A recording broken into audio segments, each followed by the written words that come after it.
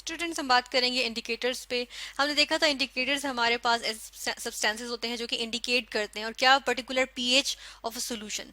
तो हम देखते हैं इंडिकेटर्स बेसिकली हमारे पास आ जाते हैं कि एक ऐसे सब्सटेंसेस होते हैं जो इंडिकेशन दे रहे हैं, यानी कि विजिबल साइंस देते हैं। यूजुअली कलर होता है वो विजिबल साइन, और हम देखते हैं उससे हमें पता चलता है कि एक थ्रेशोल्ड कंसंट्रेशन की बात करेंगे कि उसमें हमें पता चलता है थ्रेशोल्ड कंसंट्रेशन के लिए हम CONC लिखेंगे कि थ्रेशोल्ड मतलब कि एक स्टार्टिंग पॉइंट की कंसंट्रेशन किसकी, किसी सॉल्यूशन में एसिड की या अल्कली की। ठीक है, एसिड की या हम कह सकते हैं बेस या अल्कली की, इनकी हम थ्रेशोल्ड कंसंट्रेशन यानी कि जो स्टार्टिंग पॉइंट की इनिशियल कंसंट्रेशन होगी वो डिटेक्ट करने के लिए, वो इंडिकेट करने के लिए हम जो है वो यूज करते हैं इंडिकेटर्स। ठीक है, तो हम ये देखते हैं इंडिकेटर्स बेसिकली अगर हम इनकी केमिकल कंपोजिशन या इनकी हम देखेंगे किस तरह के बने हुए होते हैं, किससे केमिकल नेचर देखें इनकी, तो हमें पता चलता है कि ये हमारे पास जो है वो ऑर्गेनिक कंपाउंड्स होते हैं। ठीक है, ये हमारे पास ऑर्गेनिक कंपाउंड्स आ जाते हैं, और हम देखते हैं कि ये हमारे पास या तो वीक एसिड्स होते हैं या फिर ये हमारे पास वीक बेसिस होती हैं। ठीक है, वीक एसिड्स होते हैं या वीक बेसिस होती हैं। और हम इनकी केमिस्ट्री देखेंगे, जिस तरह यहाँ पर हम एग्जाम्पल जो लेंगे वो हम लेंगे फिनोफ्थलीन की। ठीक है, हम यहाँ पर लिख लेते हैं फिनोफ्थलीन। और फिनोफ्थलीन का जो हमारे पास स्ट्रक्चर होता है वो हमारे पास काफी कॉम्प्लेक्स आ जाता है, ये एक ऑर्गेनिक मॉलिक्यूल होता है। ठीक है, और हम देखते हैं कि ये हमारे पास एक ऑर्गेनिक वीक एसिड है। ठीक है, ऑर्गेनिक वीक एसिड है। ऐसा करते हैं फिनोफ्थलीन क्योंकि एक इंडिकेटर है, हम इसके लिए जो है वो IN लिखेंगे इंडिकेटर के लिए। और ये वीक एसिड है इसलिए इसका मतलब है कि ये जो है उस सोल्यूशन में प्रोटॉन्स देगा, यानी कि हम लिखते हैं HIN, इस तरह से लिख देते हैं। ठीक है, ये हमने यहाँ पर मेंशन कर दिया। अब हम देखते हैं कि ये जो हमारे पास HIN, ये जो हमारे पास इंडिकेटर है जिसको हमने कहा फिनोफ्थलीन, तो हम देखते हैं पहले फिनोफ्थलीन की चले हम यहाँ पर पहले देखेंगे कि ये हमारे पास एक मेजेंटा कलर देता है जब ये हमारे पास कहाँ पे मौजूद होता है, जब ये हमारे पास मौजूद होता है हम कहते हैं बेसिक कंडीशंस में मौजूद होता है, तो ये कौन सा कलर देता है, ये हमारे पास मेजेंटा कलर देता है। ठीक है, हम यहाँ लिखेंगे मेजेंटा। ठीक है, और ये किस में दे रहा है, बेसिक कंडीशन में। ठीक है, जब सोल्यूशन जो है वो बेसिक होगा तो ये मेजेंटा कलर देगा। और हम देखते हैं कि कलरलेस होगा। ठीक है, अगर सोल्यूशन में अगर हमने इंडिकेटर डाला, फिनोफ्थलीन डाला और वो कलरलेस रहा, ठीक है, सोल्यूशन में कोई कलर नहीं दिया, इसका मतलब है कि वो एसिडिक कंडीशंस में फिनोफ्थलीन जो है वो कलरलेस होता है। ठीक है, और इसके अलावा हम देखते हैं कि न्यूट्रल जो हमारे पास कंडीशंस होती हैं, न्यूट्रल कंडीशन उसमें भी क्या होता है हमारे पास ये कलरलेस होता है। ठीक है, तो इसको हम यहीं से कॉपी कर लेते हैं कि न्यूट्रल कंडीशंस में भी ये क्या होता है, कलरलेस होता है। ठीक है, अब हम इसकी केमिस्ट्री देखेंगे। तो हमने फर्ज कर लिया कि फिनोफ्थलीन के लिए हमने कुछ ये इस तरह से केमिकल फॉर्मूला लिख लिया। ठीक है, ये हमारे पास इंडिकेटर है जिसको हमने कहा ये फिनोफ्थलीन है। ठीक है, तो इंडिकेटर्स किस तरह से वर्क करते हैं, यहाँ पे हम एग्जांपल ले रहे हैं एक वीक एसिड की। अब एक वीक एसिड है वो क्या करेगा कि वो डिसोसिएशन जो शो करेगा वो किस तरह की शो करेगा। फर्स्ट ऑफ ऑल तो ये कि डिसोसिएशन के लिए या आयनाइजेशन के लिए हम इस तरह से रिवर्सिबल एरो लिखते हैं। दूसरी बात ये कि हम यहाँ पर देखते हैं कि हमारे पास यहाँ पर क्या चीज बन जाएगी, यहाँ हमारे पास आ जाएगा हाइड्रोजन आयंस आ जाएंगे यानी कि प्रोटॉन्स, और साथ में हमारे पास क्या आ जाएगा, साथ में हमारे पास आ जाएगा इंडिकेटर का आयन। ठीक है, या A9 कह सकते हैं, इंडिकेटर का नेगेटिव A9 आयन, यहाँ पे इंडिकेटर का A9 आ जाएगा। ठीक है, नेगेटिव आयन।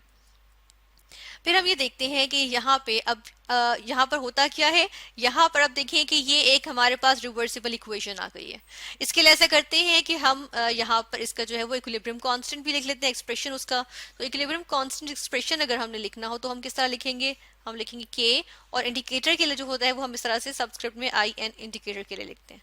ठीक है, इज इक्वल टू, फिर हम यहाँ पर लिखेंगे किसकी कंसंट्रेशन, प्रोटॉन की कंसंट्रेशन। ठीक है, यहाँ से हम लाइव प्रोटॉन की कंसंट्रेशन लिखेंगे क्योंकि हम प्रोडक्ट की कंसंट्रेशन ऊपर लिखते हैं। ठीक है, यहाँ प्रोटॉन की कंसंट्रेशन और ये वाली इंडिकेटर के जो हमारे पास A9 है उसकी कंसंट्रेशन। ठीक है, इस तरह से आ जाएगा ये, इस तरह से और इस तरह से। ठीक है, ये हमारे पास आ गया, डिवाइड का साइन आएगा और उसके बाद नीचे जो है वो इंडिकेटर की कंसंट्रेशन आ जाएगी। ठीक है, यहाँ पर हमारे पास आ गई इंडिकेटर की कंसंट्रेशन इस तरह से। ठीक है, और इसके साथ हम स्क्वायर ब्रैकेट्स भी लगा देंगे, स्क्वायर ब्रैकेट्स भी लगा देंगे। ठीक है, अच्छा अब हम देखते हैं कि इसको थोड़ा सा नीचे करेंगे ताकि मिक्स ना हो हमारी इक्वेशन के साथ, तो इसको हम थोड़ा सा नीचे कर लेते हैं। और हम यहाँ पर अब एक चीज नोट करेंगे और वो ये कि देखिए इस इक्वेशन में देखें, हमने कहा ना एसिडिक कंडीशन में क्या होता है, कलरलेस होता है। तो देखिए अगर एसिडिक कंडीशन का मतलब क्या है कि अगर कंडीशन एसिडिक होगी तो ये तो इंडिकेटर तो डिसोसिएट करेगा किसमें, एक्वस सॉल्यूशन में। एक क्यू लिखेंगे एक्वस के लिए, SOLN लिख देते हैं हम सॉल्यूशन के लिए। एक्वस सॉल्यूशन अगर हमारे पास जिसके अंदर ये डिसोसिएट कर रहा है, अगर वो ऑलरेडी एसिडिक है तो उसका अपने भी जो है वो हाइड्रोजन आयंस जो है वो मौजूद होंगे, है ना। तो इसका मतलब है कि और हाइड्रोजन आयंस हो गए, है ना, इसके इंडिकेटर के भी, क्योंकि ये एक वीक एसिड है, कुछ ना कुछ प्रोटॉन्स तो देगा ना सॉल्यूशन में। तो हमारे पास क्या आ जाता है, हम देखते हैं कि हमारे पास जो हाइड्रोजन आयंस है वो ज्यादा हो जाते हैं।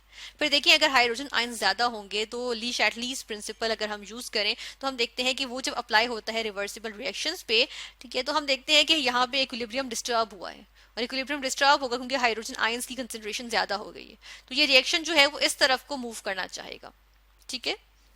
और हम यहाँ देखते हैं कि फिनोफ्थलीन जो हमारे पास होता है, बेसिकली ये जो होता है वो कलरलेस होता है, ठीक है, कलरलेस होता है ये इंडिकेटर जो है। और उसका नेगेटिव आइन है ना, ये हमारे पास क्या होता है, ये हमारे पास आ जाता है मैजेंटा कलर का, ठीक है, ये हमारे पास क्या है, मैजेंटा कलर का आ जाता है। तो अब देखिए जब हमारे पास जो इक्वेशन है या जो इक्विलिब्रियम है वो मूव किस तरफ कर रहा है, वो लेफ्ट साइड पे मूव कर रहा है, इक्विलिब्रियम लेफ्ट साइड पे शिफ्ट कर गया, ठीक है। यानी कि इसका मतलब है कि प्रोटॉन्स जो है वो इंडिकेटर के नेगेटिव आइंस के साथ जो है वो कंबाइन करके हमें जो है वो इंडिकेटर दे रहे हैं, और इंडिकेटर हमारे पास यहाँ कलरलेस है। तो इस सूरत में हम क्या देखते हैं कि एसिडिक कंडीशन में हमारे पास जो है वो कलरलेस सॉल्यूशन होता है, ठीक है। यानी कि इंडिकेशन हो जाती है अगर हमारे पास ऑलरेडी बेस मौजूद थी और हम उसके अंदर एसिड डाल देते हैं बहुत सारा, और वो हम देखते हैं कि फिर कंडीशन एसिड बेसिक की बजाय एसिडिक हो गई, तो वो हमारे पास सोल्यूशन जो है वो कलरलेस हो जाएगा, और हमें पता चल जाएगा कि जो हमारे पास जो सोल्यूशन है अब वो जो है उसकी कंडीशन क्या हो गई है, या तो वो न्यूट्रल हो गया है या वो कलरलेस हो गया है, ठीक है। इसी तरह हम देखते हैं कि अगर हमारे पास बेसिक कंडीशन हो तो बेसिक कंडीशन में क्या होता है कि हमारे पास हाइड्रोजन आयंस की नहीं होंगे, ठीक है, उस सूरत में हाइड्रोजन आयंस नहीं बल्कि जो ये इंडिकेटर है हमारे पास इसकी कंसंट्रेशन ज्यादा होगी। इसकी कंसंट्रेशन ज्यादा होने से हमारे पास क्या होगा कि हम देख रहे हैं कि जी हाइड्रोजन आयंस जो है वो ज्यादा नहीं बन रहे, तो इसकी वजह से हम देखते हैं कि इक्विलिब्रियम फिर से डिस्टर्ब होगा, और हमारे पास इक्विलिब्रियम जो है वो किस तरफ शिफ्ट हो जाएगा, वो राइट साइड पे शिफ्ट हो जाएगा। यानी कि हम देखते हैं फॉरवर्ड रिएक्शन जो है वो ज्यादा प्रोमोट होगा, और हम देखते हैं कि हमारे पास जो है वो हाइड्रोजन आयंस और हमारे पास जो है वो जो इंडिकेटर के एनाइंस हैं ये आना शुरू हो जाएंगे। तो इंडिकेटर के एनाइंस तो हमारे पास मेजेंटा कलर के होते हैं, तो हमें पता चल जाएगा कि जो बेसिक कंडीशन है उसमें हमारे पास जो सोल्यूशन है वो क्या हो जाएगा, वो हमारे पास मेजेंटा हो जाएगा अगर उसमें हमने फिनोफ्थलीन ऐड किया हुआ है। फिर हम ये देखते हैं कि अगर हमारे पास न्यूट्रल कंडीशन हो, अच्छा न्यूट्रल कंडीशन में हम देखेंगे कि हमारे पास होगा क्या कि ये जो हमारे पास यहाँ पर क्या मौजूद है, एक तो इंडिकेटर के आयंस मौजूद है ना, इंडिकेटर के एन आयंस मौजूद हैं, ठीक है, ये हमारे पास मौजूद है, इनकी कंसंट्रेशन, और हम साथ में देखते हैं कि जो हमारे पास क्या मौजूद है, इंडिकेटर, ठीक है, ये जो मौजूद है, इन दोनों की कंसंट्रेशन जो है वो क्या हो जाती है, वो इक्वल हो जाती है, ठीक है। ये हम किस में देख रहे हैं, ये हम न्यूट्रल कंडीशंस में देख रहे हैं, ठीक है, न्यूट्रल कंडीशंस। तो न्यूट्रल कंडीशन में हमने देखा कि वो दोनों चीजें जो है वो इक्वल हो जाती हैं। इस केस में हमारे पास क्या होगा, अगर हम इसी इक्वेशन में देखें तो हमारे पास क्या चीज रह जाएगी, ये हम देखते हैं इस इक्वेशन में हमारे पास क्या चीज रह जाएगी। अब देखें इसी को मैं यहाँ से कॉपी कर लेती हूँ, इसको यहाँ से हमने किया कॉपी, और अब देखें इसमें क्या है, इसमें जो है वो हमारे पास दोनों इक्वल हो गए हैं, तो इसलिए ये चीज और ये चीज कैंसिल हो गए, ठीक है। और अब हमारे पास क्या चीज रह गई है, हमारे पास सिर्फ कंसंट्रेशन रह गई है हाइड्रोजन आयंस की, जो कि कोई कलर नहीं देंगे, ठीक है। हमारे पास हम देख रहे हैं कि ये हमारे पास न्यूट्रल फॉर्म में जो है हम देखते हैं कि हाइड्रोजन आयंस तो कोई कंसंट्रेशन नहीं देंगे ना, तो इक्वेशन में हमारे पास जो है वो सिर्फ हाइड्रोजन आयंस रह गए, यानी कि जो इंडिकेटर के आयंस हैं और ये जो हमारे पास जो इंडिकेटर सेल्फ है ये एक दूसरे को, इनकी कंसंट्रेशन एक दूसरे को हम कहते हैं कैंसिल कर रही, और इस तरह से ये हमारे पास जो है वो फिर क्या आ जाता है, कलरलेस सॉल्यूशन आ जाता है, ठीक है। तो इसीलिए हम कहते हैं फिनोफ्थलीन जो है वो न्यूट्रल कंडीशंस में क्या दे रहा है, कलरलेस सॉल्यूशन दे रहा है, ठीक है। तो इस तरह से हमने यहाँ पर इंडिकेटर की केमिस्ट्री देखी कि किस तरह से इंडिकेटर, अगर हमने यहाँ पर वीक एसिड की एग्जांपल लेके देखा कि फॉर एग्जांपल फिनोफ्थलीन जो कि एक ऑर्गेनिक वीक एसिड है, ये किस तरह से बेसिक कंडीशन में मेजेंटा कलर शो करता है, एसिडिक में कलरलेस, और न्यूट्रल में कलरलेस जो है वो शो करता है, इंडिकेशन करता है।